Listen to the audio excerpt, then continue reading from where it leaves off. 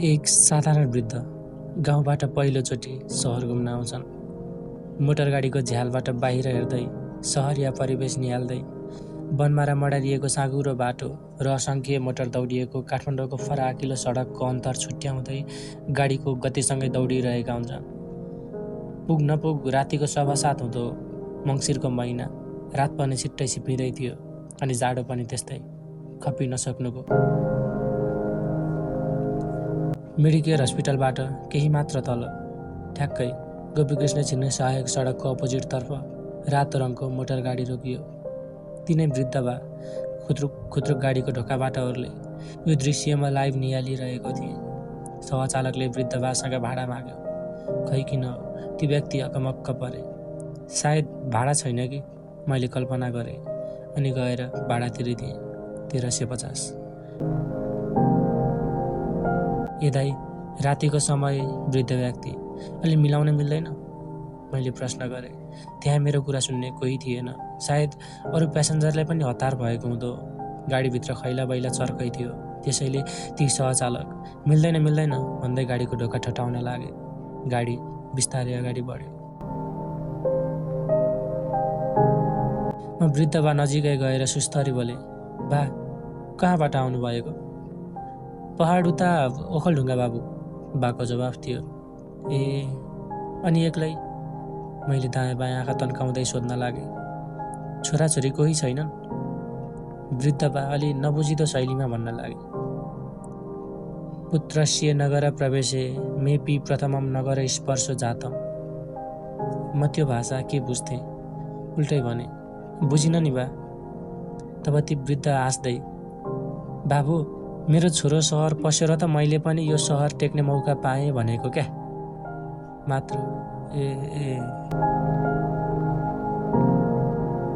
त्यसपछि मैले कुनै प्रतिक्रिया दिइनँ अनि आफ्नै तालमा कानमा इयरबड्स लगाएर गीत सुन्दै अलिक पर बसिरहेँ। मेरो ध्यान तिनै वृद्ध व्यक्तिमा मात्र अडिएको थियो। कानमा गीत घन्किरहेको भए पनि नजर मात्र ती व्यक्तिमा। श्रीकृष्ण गोविन्द मुकुन्द कृष्ण गोविन्द दामोदर माधवेति। ती व्यक्तिको फोन बजेको थियो। सायद छोराले फोन गरेको थियो कि त।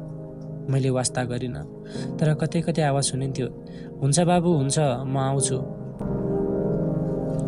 यसपछि ती व्यक्ति प्रत्येक बाइक आउँदा पिच्छे हात हल्लाउँथे। यसो अनुमान लगाउँदा पठाउ बोलाएका हुन् कि झैँ लाग्थ्यो अनि मेरो मन खिन्न हुन्थ्यो। खिन्न यसै कारण भयो कि बा चाहिँ छोराको कारण सहर टेक्न पाएँ भन्दै यति गच्छन् अनि छोराछोरी सहर ओर्लिएका बालाई कोठासम्म बोलाउन पनि पठाउ अफर गर्छन्। कतै यो सहर। रातिको 8 बज्यो। अझै पनि ती व्यक्ति त्यहीँ थिए। न कोही लिन आउँछ न कोहीको साथ लागेर जान्छन्।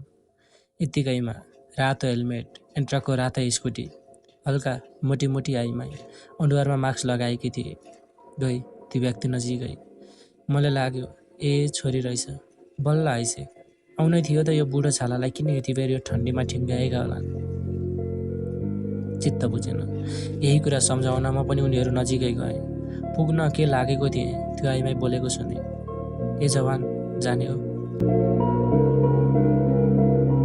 मन चम्मित भयो। वृद्ध व्यक्ति अनि जवान।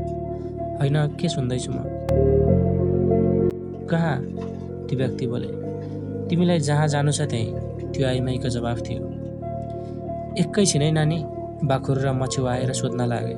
ए बाबु, यो ठाउँको नाम के हो? गोपीकृष्ण बा।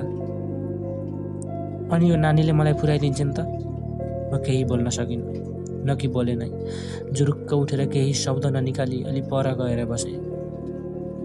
तर यता ती व्यक्ति बकबक गर्दै थिए। कस्तो टिमुर्केको केटा रहेछ। अघिसम्म त गतिलै सजा लाग्थ्यो। यस्तै के हो के अनेक मिसौटा कुराहरू गर्दै देखिन्थे। लगत्तैको कुरा हो। मेरो जवाफ नपाएपछि ती व्यक्ति पुनः त्यही आइमाई छेउ गए र भन्न लागे, लु जाम नानी। हे राम, मलाई माफ गर। आफ्नै बाको उमेर सरहको व्यक्तिलाई आँखै अगाडि पुरुषलाई व्यभिचारको निमन्त्रणा दिने, अझै भनौँ मैथुनसम्म गराउने स्त्रीले लिएर जाँदैछ एक वेश्याले।